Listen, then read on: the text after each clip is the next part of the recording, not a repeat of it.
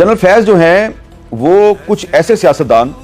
जिनका ताल्लुक उस ज़माने में अपोजिशन से था, मैं 2019-2020 की बात कर रहा हूँ। तो जो सियासतदान अपोजिशन में हो वल्नरेबल होता है, उसको तंग करना आसान होता है, और बिजनेसमैन जो है वो भी वल्नरेबल होता है, उसको भी तंग करना आसान होता है। तो ये जनरल फैज़ क्या करते थे, बतौर डीजी आईएसआई इन्होंने सिर्फ टॉप सिटी के मालिक को लूटने की कोशिश नहीं की,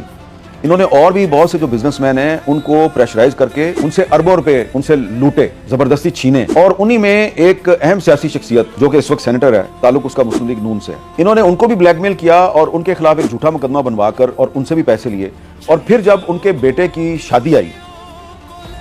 तो ये जनरल फैज़ ने उनको मैसेज भेजा कि अगर आप चाहते हैं कि आपका बेटा जो है वो अपनी शादी वाले दिन गिरफ्तार ना हो, तो मेरा सबॉर्डिनेट आ रहा है, वो आपको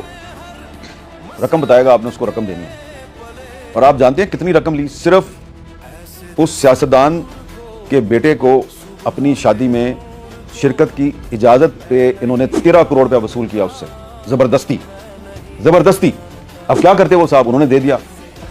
अब वो बेटा भी एमएनए, अब वो भी मुस्लिम लीग नून का है, सेनेटर भी मुस्लिम लीग नून का, एमएनए भी मुस्लिम लीग नून का। तो इनको बताना चाहिए जाके नैब को कि नहीं बताना चाहिए, और जनरल फैज़ के खिलाफ केस चलना चाहिए या नहीं चलना चाहिए? अगर कोई मुझसे पूछेगा तो मैं बता दूंगा। मैं इसलिए नाम नहीं बता रहा कि वो कारोबारी लोग हैं और हो सकता है उनको पसंद ना आए कि मैंने उनका नाम ले लिया है, लेकिन अगर मुझसे नैब पूछेगी तो मैं नाम बता दूंगा, क्योंकि इस तरह के जो करप्ट लोग हैं उनका एहतसाब होना चाहिए। क्योंकि मेरी इंफॉर्मेशन के मुताबिक मुझे एक बिजनेसमैन ने बताया कि उससे भी इसने 5 अरब रुपया जबरदस्ती छीना, और बकौल उस बिजनेसमैन के ये रकम छीनते हुए बिल्कुल नहीं घबराता था, और जब इसके पास 30 अरब रुपया इकट्ठा हो गया तो इसने वो एक हाउसिंग स्कीम में इन्वेस्ट कर दिया। इसके अलावा एक साहब यूएई में बैठे हुए हैं, बहुत बड़े बिजनेसमैन हैं पाकिस्तान के, उनको भी ये लूटता रहा है। इस बंदे की लूट मार की दास्तानें जो हैं वो इतनी ज्यादा हैं कि मैं 3-4 घंटे तक आपको बता सकता हूं। इसलिए कि जब मेरे पर पाबंदी थी, जो तकरीबन 9 महीने पाबंदी रही, तो मुझे तो कोई काम नहीं था, मैं तो इसी की इन्वेस्टिगेशन करता रहता था कि ये बंदा जो है ये क्या कर। तो जैसे जैसे मैं इन्वेस्टिगेशन करता मुझे पता चला कि ये तो बंदा जो है ये न सिर्फ लुटेरा है, बहुत बड़ा गजब लुटेरा है, बल्कि ये तो पाकिस्तान की जो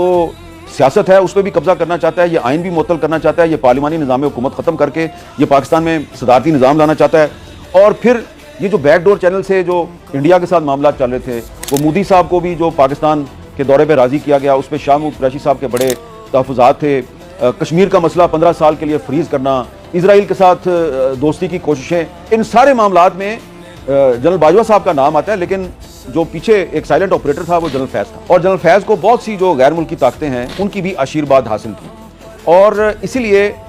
मुझे एक मौके पर यह महसूस हुआ कि ये जो जनरल फैज़ जो है ये अल्टीमेटली जब आर्मी चीफ बन जाएगा तो उसके बाद पहला काम ये करेगा कि आर्मी चीफ बन के सबसे पहले इमरान खान की छुट्टी करवाएगा, उसके बाद इक़्तिदार पे खुद कब्जा करेगा, पाकिस्तान में सदारती निज़ाम लेके आएगा, और फिर जिन इंटरनेशनल पावर्स को इसने पहले से ऑन बोर्ड किया हुआ वो इसकी सपोर्ट करेंगी। तो एक बहुत बड़ा ये एक मंसूबा था जिससे पाकिस्तान भी बच गया, और मैं ये समझता हूँ